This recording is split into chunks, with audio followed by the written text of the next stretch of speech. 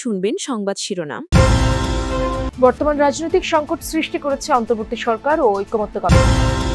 সংস্কার না মানলে দায়িত্বহীনতার পরিচয় দেবে বিএনপি, মন্তব্য তাহেরের। ভোট চাইলে সনদ ও গণভোট বিতর্ক প্রভাব ফেলবে না নির্বাচনে, বলছেন বিশ্লেষকরা। সুযোগ আছে দলগুলোর সাথে ঐকমত্য কমিশন। সেন্ট মার্টিনে পর্যটকদের ভ্রমণ নিয়ে অনিশ্চয়তা, কাল থেকে উন্মুক্তের কথা থাকলেও বাস্তবায়নে নেই পদক্ষেপ, হতাশ দ্বীপের বাসিন্দারা। আসসালামু আলাইকুম। এতক্ষণ শুনছিলেন সংবাদ শিরোনাম, এখন শুনবেন।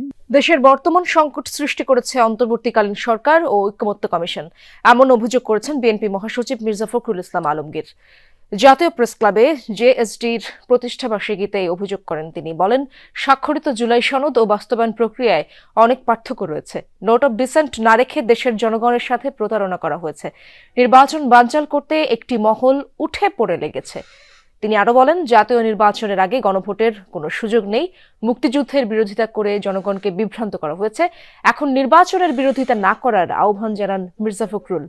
অনুষ্ঠানে নাগরিক ঐক্যর সভাপতি মাহমুদুর রহমান মান্না, বিপ্লবী ওয়ার্কার্স পার্টির সাধারণ সম্পাদক সাইফুল হক, এবি পার্টির সভাপতি মুজিবুর রহমান মঞ্জু, গণ অধিকার পরিষদের সভাপতি নুরুল হক নুরও বক্তব্য রাখেন। আজকে যে সংকট তৈরি হয়েছে, এই সংকট সত্যিকার অর্থে তৈরি করেছে বর্তমান অন্তর্বর্তীকালীন সরকার। কয়েকটা বিষয়ে আমরা একমত হতে পারিনি, সে বিষয়গুলো আমরা নোট অফ ডিসেন্ট দিয়েছিলাম। অর্থাৎ আমাদের এখানে মতভেদ থাকলেও আমরা মূল যে সনদ সেই সনদে আমরা স্বাক্ষর করেছি। বিএনপি যদি সংস্কার প্রস্তাব না মানে তবে এটা তাদের দায়িত্বহীনতার পরিচয়, এমন মন্তব্য করেছেন জামায়াতের নায়েবে আমির ডক্টর সৈয়দ আব্দুল্লাহ মোহাম্মদ তাহের। সকালে কুমিল্লায় নিজ নির্বাচনী এলাকা 14 গ্রামে এক সমাবেশে অংশ নেন তিনি। বলেন, সরকার যদি তাদের সিদ্ধান্ত থেকে সরে যায় তাহলে এটি পরিষ্কার হবে যে তারা আর নিরপেক্ষ নেই। এই সরকার যদি কোনো দলের প্রতি আনুগত্য প্রকাশ করে তবে তাদের অধীনে সুষ্ঠু নির্বাচন নিয়ে শঙ্কা তৈরি হবে।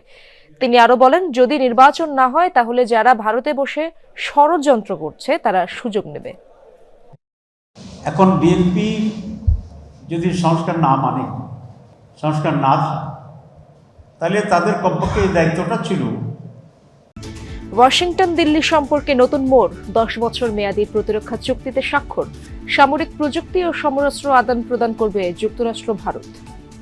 নোয়াখালীর হাতিয়ায় খোলা আকাশের নিচে নেওয়া হচ্ছে শিক্ষার্থীদের ক্লাস। মেঘনার ভাঙনে তলিয়ে এখন এভাবেই চলছে ইসলামপুর দাখিল মাদ্রাসার কার্যক্রম। মেঘনার একের পর এক ঢেউ এখন হাতিয়ার মানুষের কাছে আতঙ্কের নাম। কদিন বাদেই গাছতলার এই জায়গাটুকুও গ্রাস হবে নদীতে। সেই সাথে অনিশ্চয়তার অন্ধকারে ছেয়ে যাবে 400 শিক্ষার্থীর পড়াশোনাও। এর স্থায়ী সমাধান চান স্থানীয়রা।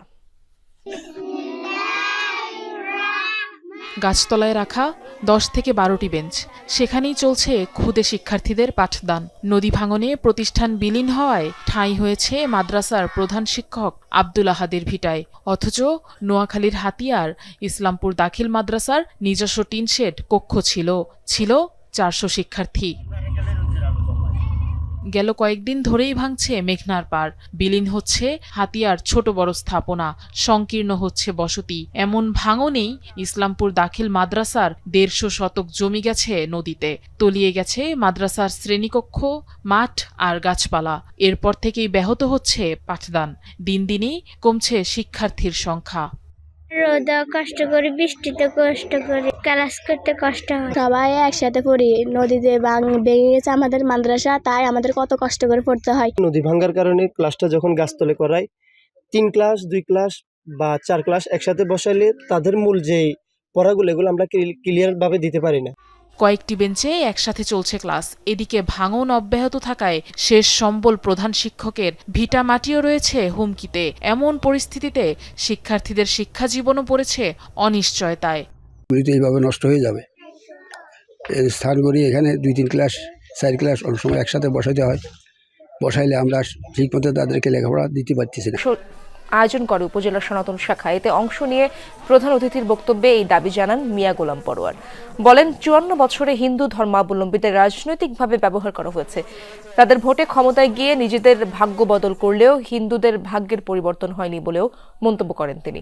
সম্মেলন শেষে একটি বর্ণাঢ্য শোভাযাত্রা ডুবুরিয়ার বিভিন্ন সড়ক প্রদক্ষিণ করে। বিদ্যমান রাষ্ট্রের সুন্দর সংস্কারের জন্য ন্যাশনাল কনসেনসাস কমিশন যে সংস্কার করেছে, আমরা সেই সংস্কার প্রস্তাবে স্বাক্ষর করেছি। আমরা বলেছি জাতীয় নির্বাচনের আগে এই সংস্কার প্রস্তাবগুলো গণভোটে দিতে হবে এবং সেটা জাতীয় নির্বাচনের আগে নভেম্বরেই গণভোট দিতে হবে। জাতীয় ঐকমত্য কমিশন ও রাজনৈতিক দলগুলোর মধ্যে মতানৈক্য তৈরি হলেও এখনো সেটা কাটিয়ে ওঠার সুযোগ আছে মনে করেন বিশ্লেষকরা। তারা বলছেন জুলাই সনদের আইনি ভিত্তি ও গণভোট ইস্যুতে তৈরি হওয়া বিতর্ক সংসদ নির্বাচনে প্রভাব ফেলবে না। তবে জাতীয় স্বার্থে রাজনৈতিক দলগুলোকে সহনশীল আচরণের আহ্বান জানান বিশ্লেষকরা। অপরদিকে সংসদ কার্যকর না হলে নির্বাচনের আগে বা ভোটের দিন গণভোট আয়োজন আনুষ্ঠানিকতা ছাড়া বেশি কিছু নয় বলে জানান। রাজনৈতিক দলগুলোর সঙ্গে প্রায় 9 মাসের আলোচনার ফল জুলাই সনদ, আনুষ্ঠানিকভাবে যার ঘোষণা দেন প্রধান উপদেষ্টা। যে সনদ বাস্তবায়নের সুপারিশ প্রধান উপদেষ্টার কাছে জমা দেয় জাতীয় ঐকমত্য কমিশন। বিতর্কের শুরু তারপর থেকেই। বিএনপির অভিযোগ, যেসব অঙ্গীকারের ভিত্তিতে নোট অব ডিসেন্ট সহ সনদে স্বাক্ষর করেছে দলটি, বাস্তবায়নের সুপারিশে সেসবের অনেক কিছুই পরিবর্তন সংযোজন বিবেচন করেছে কমিশন, যা নিয়ে দলটির সঙ্গে কোনো আলোচনাই করা হয়নি।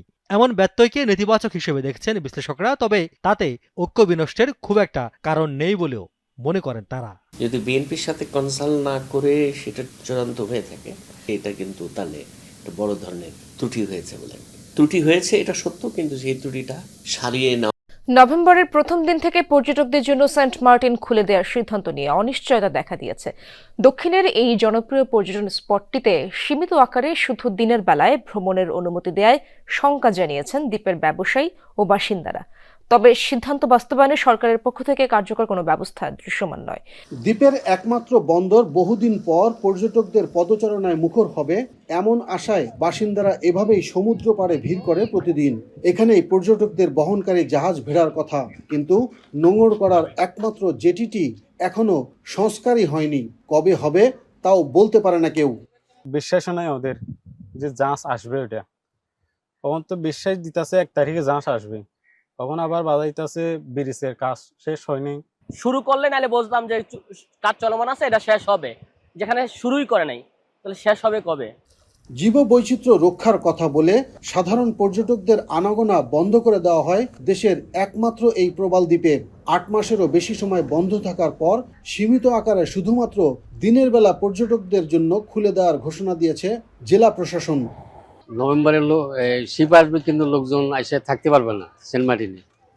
তাহলে তো আমাদের সেন্ট মার্টিনের মানুষের হতাশাজনক, ব্যবসার ক্ষেত্রে অনেক ক্ষতিকর। কক্সবাজার থেকে আসতে হলে অনেক সময় এটা হচ্ছে লং জার্নি হয়ে যায়, 6 ঘন্টা 7 ঘন্টা জার্নি। আমাদের যদি টেকনাফ থেকে আসে সেক্ষেত্রে আমাদের 2 থেকে 2.5 ঘন্টা সময় লাগে। ছোট্ট এই দ্বীপটির বিভিন্ন আকর্ষণীয় অংশে গড়ে ওঠা সারি সারি রিসোর্ট ও কটেজ বন্ধ, প্রায় জনশূন্য, খা খা করছে বেলাভূমি।